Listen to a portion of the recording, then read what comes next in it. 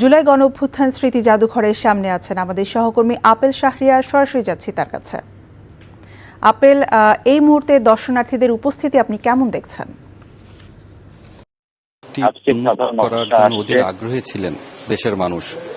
আজকে সাধারণ মানুষরা আসছেন এবং তাদের যে স্মৃতিচারণ যে আন্দোলনের দিন স্মৃতিচারণ করার জন্য অনেকে এখানে এসেছেন এবং আমি দেখেছি যারা আহত নিহত যারা পরিবার রয়েছেন সেই পরিবারবর্গ এসেছেন এবং সাধারণ মানুষও এই জাদুঘরটি দেখতে এসেছেন।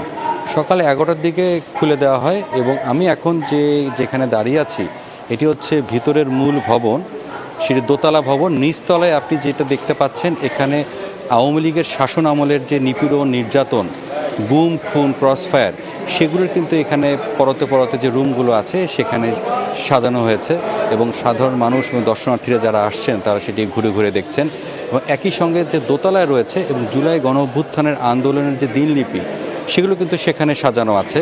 এবং যখনই কোনো দর্শনার্থী যখন ভিতরে প্রবেশ করবে, ভিতরে যে বড় যে একটু উন্মুক্ত যে মাঠের মতো রয়েছে সেখানে কিন্তু একটি প্রতীকী বধ্যভূমি, অর্থাৎ যারা নিহত হয়েছেন তাদের কবর রাখা হয়েছে, প্রতীকী কবর।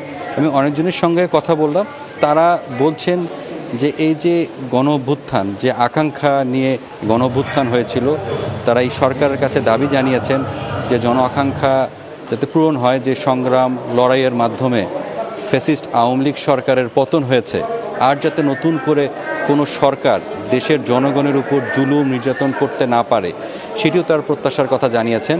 তবে এর মধ্যে কিছু হতাশার কথাও রয়েছে, অর্থাৎ যে আকাঙ্ক্ষা নিয়ে এই জুলাই গণঅভ্যুত্থান হয়েছিল বর্তমান সরকারের কাছে সে ধরনের দৃশ্যমান কোনো তৎপরতা তারা দেখতে পাচ্ছেন না বলেও অভিযোগ রয়েছে। তারপরেও বলছেন যেহেতু অনেক সময় রয়েছে, নতুন সরকার এসেছেন এবং জুলাই নিয়ে তাদের যে প্রত্যাশা আগ্রহের কথাও তারা বলছেন, তো এজন্য সাধারণ মানুষের যে প্রত্যাশা, এবং দেখেছি যে ছোট ছোট বাচ্চাদেরকে কিন্তু নিয়ে এসেছে। আমি কয়েকজনের সঙ্গেও কথা বললাম, তাদের যে জায়গাটি যে এই যাতে নতুন প্রজন্ম যাতে এই জুলাই জাদুঘরের এসে যাতে দেখতে পারে যে ফ্যাসিস্ট আওয়ামী লীগ সরকারের যে দমন পীড়ন যেটি হয়েছিল সেটিতে যাতে তারা দেখে এবং একই সঙ্গে আগামীর বাংলাদেশ বিনির্মাণের ক্ষেত্রে এই জাদুঘরটি এসে গুরুত্বপূর্ণ ভূমিকা রাখবে বলেও মনে করছেন দর্শনার্থীরা। জানছিলাম জুলাই গণঅভ্যুত্থান স্মৃতি জাদুঘরের খবর।